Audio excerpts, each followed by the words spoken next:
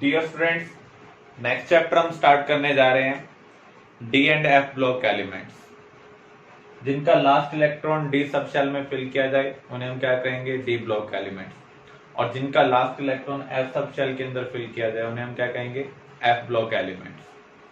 D block को हम transition elements भी बोलते हैं क्योंकि मेटल और नॉन मेटल के बीच में लाई करते हैं। डी सब शेल में जब हम इलेक्ट्रॉन की फिलिंग करते हैं, 6th और 7th पीरियड में आफ्टर लेंथेनम कुछ गैप है, एक्टिनम 7th पीरियड के अंदर वहां पर उसके बाद कुछ गैप है। वहां पर जो मिसिंग एलिमेंट है उनका जो लास्ट इलेक्ट्रॉन है वो एफ सब शेल में फिल किया जा रहा है क्योंकि वो ट्रांजिशन एलिमेंट के बीच में ही मिसिंग है, इसलिए इनको क्या बोला जाता है, inner transition elements. Transition element क्या होते हैं, those elements which have incompletely filled d subshell in ground state or in any oxidation state। Zinc transition element नहीं है। अगर आप जिंक का कॉन्फ़िगरेशन लिखेंगे तो आर्गन 18 3d10 4s2 यहाँ पर कंप्लीटली फिल्ड डी सबशेल है। अगर आप जिंक आयन को देखें Zn2 पॉजिटिव, वहां पर कॉन्फ़िगरेशन क्या है, आर्गन 18 3d10, तो वहां पर भी completely filled D sub shell है, तो जिंक ट्रांजिशन एलिमेंट नहीं है। लेकिन अगर आप कॉपर को देखें, कॉपर का कॉन्फ़िगरेशन क्या है, आर्गन 18 3d10 4s1। अगर कॉपर आयनिक स्टेट में आप देखें, कॉपर 2 पॉजिटिव, आर्गन 18 3d9, तो यहां पर partially filled D sub shell है। तो जब भी किसी के पास आयनिक स्टेट में या फिर ग्राउंड स्टेट में partially filled D sub shell होगी तो उसे हम क्या कहेंगे, transition elements. Zinc, cadmium, mercury, यहां पर आप देख सकते हैं ये इनका आउटमोस्ट शेल कॉन्फ़िगरेशन है और ये +2 ऑक्सीडेशन स्टेट शो करते हैं आयनिक फॉर्म में। दोनों ही कंडीशन में इनके पास completely filled D sub shell है, इसलिए ट्रांजिशन एलिमेंट नहीं है।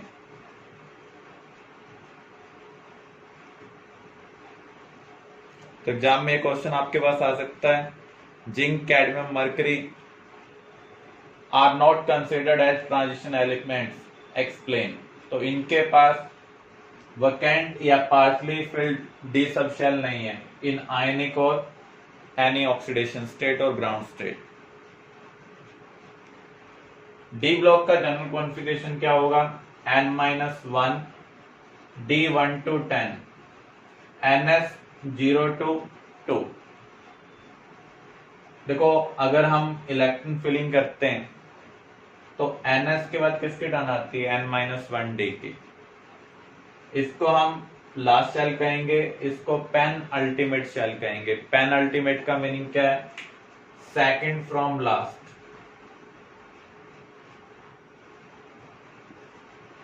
तो जिनका last electron penultimate shell के अंदर फिल किया जाए, डी सब शेल के अंदर फिल किया जाए, उन्हें हम क्या कहेंगे, डी ब्लॉक एलिमेंट। तो डी में कम से कम एक इलेक्ट्रॉन होगा, मैक्सिमम कितने हो सकते हैं, 10, क्योंकि डी सब शेल के अंदर 5 ऑर्बिटल्स हैं, तो मैक्सिमम ये कितने इलेक्ट्रॉन अकोमोडेट कर सकता है, 10 इलेक्ट्रॉन अकोमोडेट कर सकता है। क्रोमियम, कॉपर, इस केस में आपने पढ़ा था 4s1 3d5। कॉपर के लिए अगर हम देखें तो क्या है, 4s1 3d10। पैलाडियम के लिए s0 होता है, इसलिए हम लिख रहे हैं s में 0 इलेक्ट्रॉन भी हो सकते हैं, 1 भी हो सकते हैं, 2 भी होते हैं। नॉर्मली 1 और 2 होते हैं। पैलाडियम ऐसा केस है जहां पर s के अंदर 0 इलेक्ट्रॉन। अब ये कॉन्फ़िगरेशन के अंदर जो इरेगुलरिटी आ रही है उसको हम कैसे एक्सप्लेन कर सकते हैं। अगर हम रूल्स के अकॉर्डिंग कॉन्फ़िगरेशन लिखें तो क्या आना चाहिए, 3d4 4s2, क्योंकि हम 4s को पहले फिल करते हैं। तो एक 4s वाले इलेक्ट्रॉन को हम कहां पर शिफ्ट कर रहे हैं, 3d के अंदर। तो उस केस में ये क्या हो जाएगा, 3d5 4s1।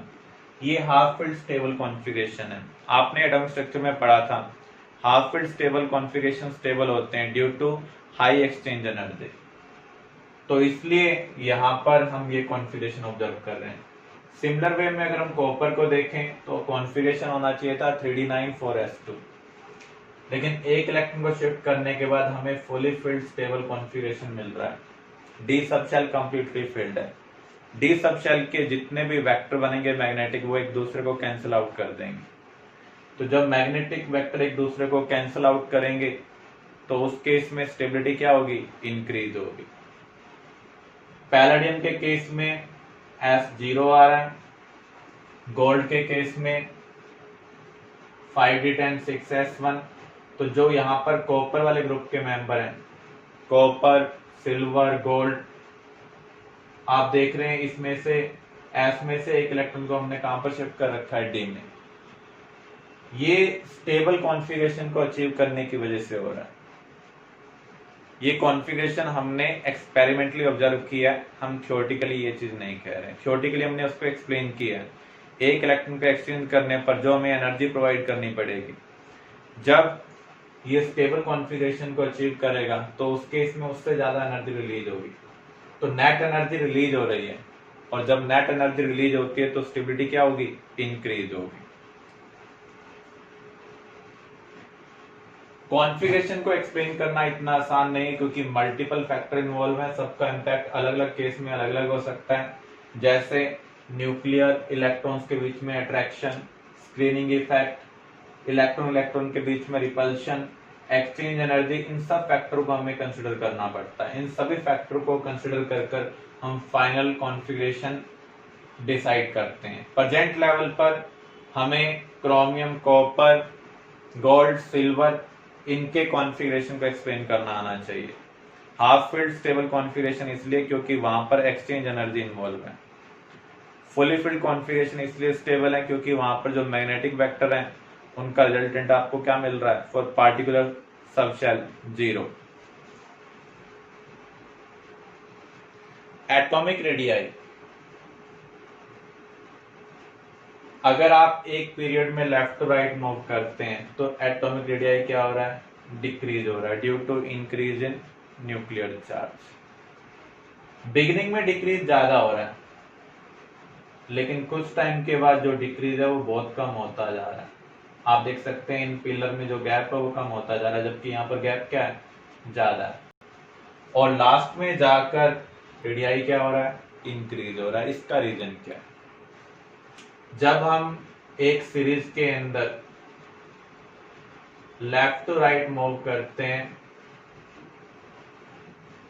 तो उस केस में न्यूक्लियर चार्ज क्या हो रहा है, इंक्रीज हो रहा है।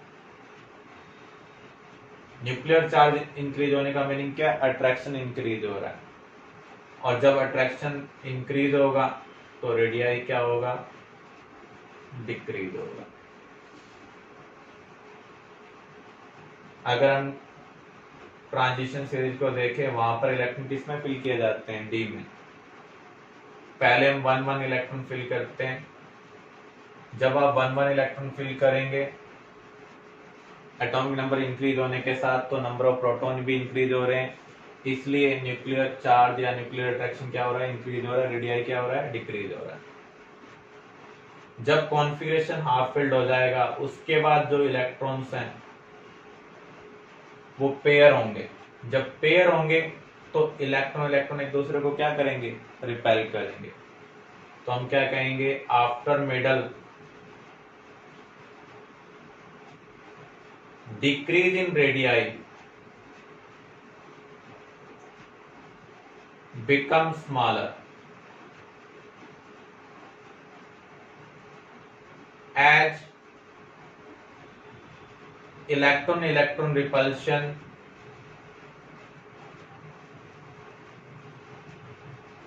due to pairing of electron oppose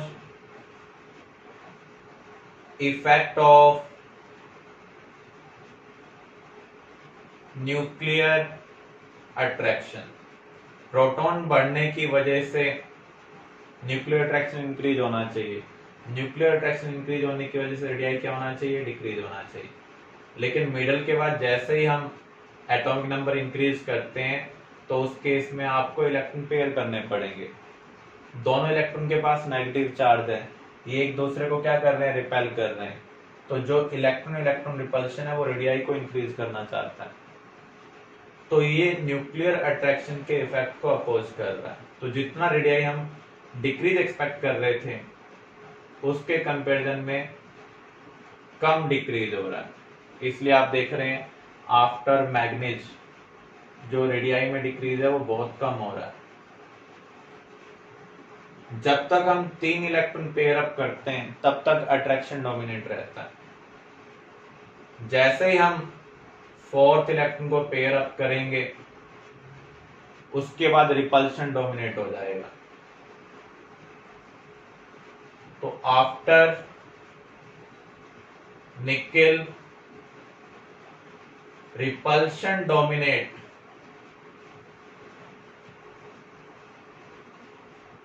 nuclear attraction.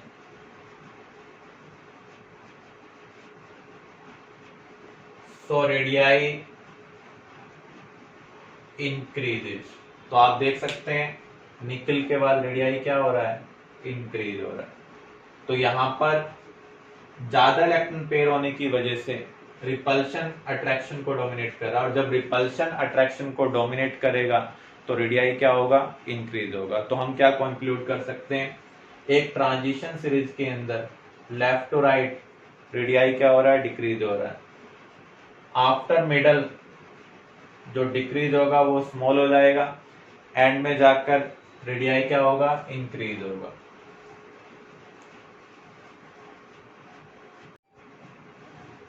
अगर हम डाउन द ग्रुप कंसिडर करें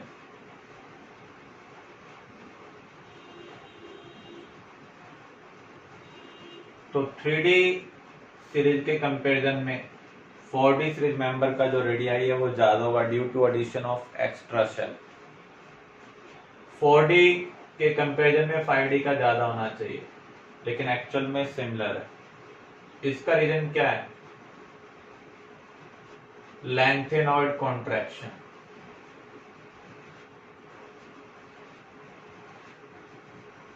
ऐसे ही 5D और 6D का जो रेडियाई है वो सिमिलर है। इसका रीजन क्या है, actinoid contraction.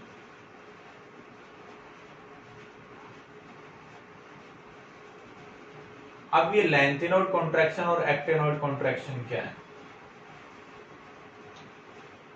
Decrease in radii after lanthanum. Lanthanum कौन से पीरियड का पार्ट है, 6th period. Due to poor shielding effect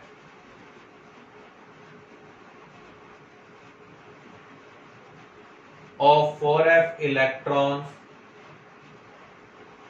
present in inner shell।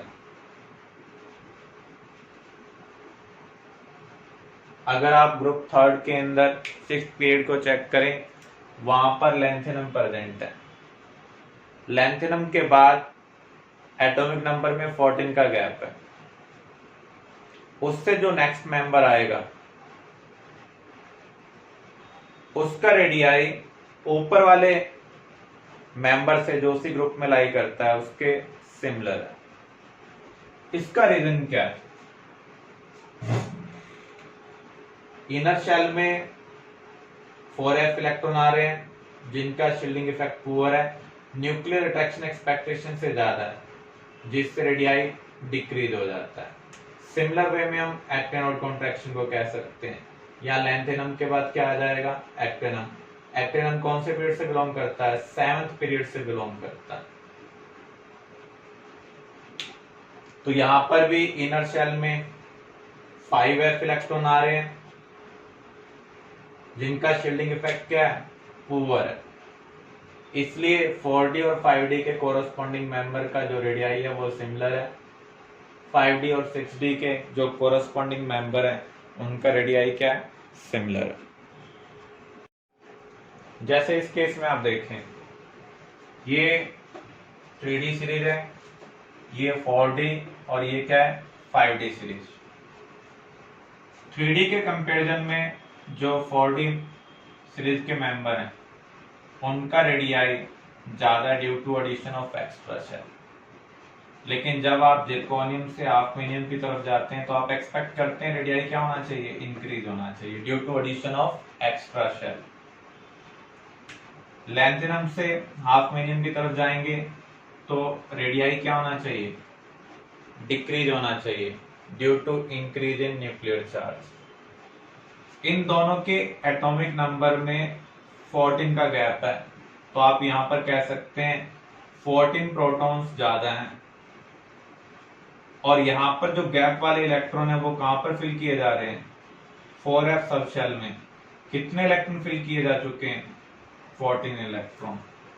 आपको पता है S का स्क्रीनिंग इफेक्ट P से ज्यादा होता है, P का D से ज्यादा होता है, D का F से ज्यादा होता है। D and F electron outmost electron को न्यूक्लियर अट्रैक्शन से ज्यादा प्रोटेक्ट नहीं कर सकते हैं, शील्ड नहीं कर सकते हैं, स्क्रीन नहीं कर सकते हैं।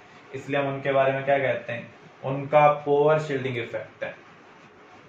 जो इलेक्ट्रॉन न्यूक्लियस से जितना ज्यादा दूर होंगे वो आउटमोस्ट इलेक्ट्रॉन को न्यूक्लियर अट्रैक्शन से उतना कम प्रोटेक्ट करेंगे। तो यहाँ पर इनर शेल में जो 14 4f इलेक्ट्रॉन आ रहे हैं वो आउटरमोस्ट इलेक्ट्रॉन को न्यूक्लियर अट्रैक्शन से कम प्रोटेक्ट कर पा रहे हैं, जिसकी वजह से न्यूक्लियर अट्रैक्शन एक्सपेक्टेशन से ज्यादा हो जाएगा। तो जब न्यूक्लियर अट्रैक्शन एक्सपेक्टेशन से ज्यादा होता है तो रेडियाई में डिक्रीज एक्सपेक्टेशन से ज्यादा होगा। जब आप यहां से यहां पर जा रहे हैं तो आप एक्सपेक्ट कर रहे हैं रेडियाई में इंक्रीज कितना हो, x हो। यहां से यहां पर जा रहे हैं तो रेडियाई में डिक्रीज कितना एक्सपेक्ट कर रहे हैं, y। तो यहां पर हम कहेंगे x की वैल्यू वैसे तो y से बहुत ज्यादा होनी चाहिए। इसका मतलब डाउन द ग्रुप रेडियाई क्या होना चाहिए, इंक्रीज होना चाहिए। लेकिन 14 4f इलेक्ट्रॉन इनर शेल में प्रेजेंट होने की वजह से हम ये कह सकते हैं y और x यहाँ पर क्या है, सिमिलर है। तो जितना रेडियाई में इंक्रीज हम एक्सपेक्ट कर रहे थे उतना ही पुअर शील्डिंग इफेक्ट की वजह से रेडियाई में क्या हो गया, डिक्रीज हो गया। इसलिए 4D और 5D सीरीज के जो मेंबर हैं कोरस्पॉन्डिंग उनका रेडियाई क्या है, सिमिलर है। तो एग्जाम में क्वेश्चन आ सकता है zirconium and hafnium have similar atomic radii.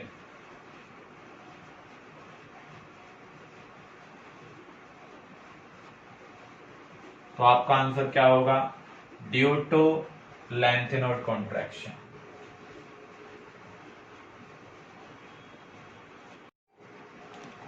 Next हम कवर कर रहे हैं डेंसिटी। जब आप डाउन द ग्रुप मूव करते हैं तो एटॉमिक मास भी इंक्रीज होता है, एटॉमिक रेडियाई भी इंक्रीज होता है। जितना मास में इंक्रीज हो रहा है उसके कंपैरिजन में रेडियाई में कम इंक्रीज हो रहा है, इसलिए डेंसिटी डाउन द ग्रुप क्या होगी, इंक्रीज होगी। ऑस्मियम और इरिडियम की पीरियोडिक टेबल में हाईएस्ट डेंसिटी है, सबसे ज्यादा ऑस्मियम की है, उसके नियर बाय इरिडियम की है। लेकिन आप जब सीरीज के एंड में जाते हैं एक पीरियड के अंदर तो उस केस में डेंसिटी डिक्रीज होगी, क्योंकि अभी हमने डिस्कशन किया किसी भी ट्रांजिशन सीरीज के अंदर left to right atomic radii decrease होता है, लेकिन एंड में जाकर रिपल्शन डोमिनेट कर जाता है, जिसकी वजह से रेडियाई क्या होता है, इंक्रीज। तो हम क्या देखते हैं डाउन द ग्रुप, तो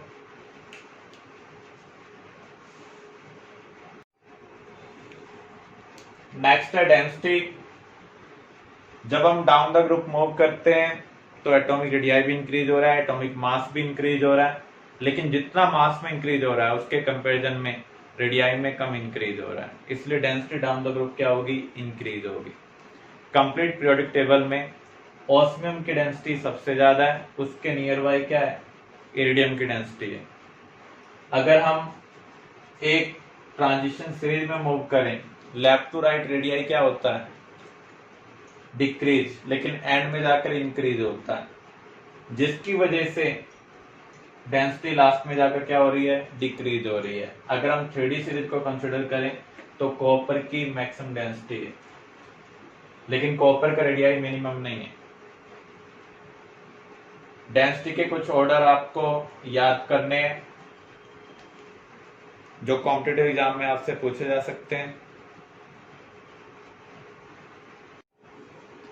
अगर आप 3D सीरीज के एलिमेंट का कॉन्फ़िगरेशन देखें तो स्कैंडियम के पास एक अनपेयर्ड इलेक्ट्रॉन है, टाइटेनियम के पास 2, वैनेडियम के पास 3, क्रोमियम के पास 5, मैग्नीज के पास 5, आयरन के पास 4, कोबाल्ट 3, निकल 2। तो हम यहाँ पर क्या ऑब्जर्व कर रहे हैं, पहले तो number of unpaired D electron increase हो रहे हैं, फिर क्या हो रहे हैं, डिक्रीज। कॉन्फ़िगरेशन में इस वेरिएशन का इंपैक्ट बॉन्डिंग के ऊपर भी पड़ रहा है, और बॉन्डिंग का नेचर चेंज होने की वजह से, स्ट्रेंथ चेंज होने की वजह से मेल्टिंग पॉइंट जो मटेरियल का है वो डिफरेंट हो रहा है। इसका इंपैक्ट कैसे पड़ रहा है हम इसको अंडरस्टैंड करते हैं। आप देख सकते हैं पहले तो मेल्टिंग पॉइंट इंक्रीज हो रहा है, फिर उसके बाद सडन डिक्रीज, फिर इंक्रीज, फिर क्या हो रहा है, डिक्रीज हो रहा है। ये वेरिएशन क्यों आ रहा है? एक्चुअल में जो मेटालिक बॉन्ड है वो किसके ऊपर डिपेंड करता है, strength of inter atomic bonding. जितने स्ट्रॉन्ग इंटर एटॉमिक बॉन्ड होंगे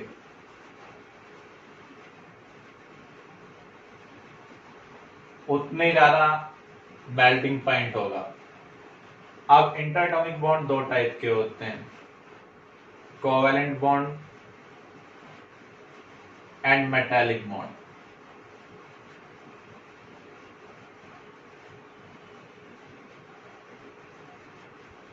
जो मेटालिक बॉन्ड है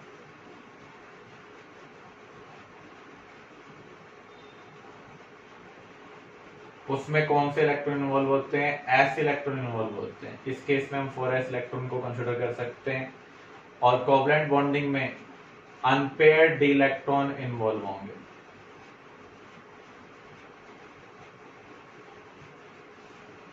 इसके लिए 3D, जितने ज्यादा अनपेयर्ड डी इलेक्ट्रॉन होंगे उतनी ज्यादा स्ट्रेंथ होगी कोवलेंट बॉन्डिंग की। और जो ये कोवलेंट बॉन्डिंग है ये किसको डिसाइड करता है, हार्डनेस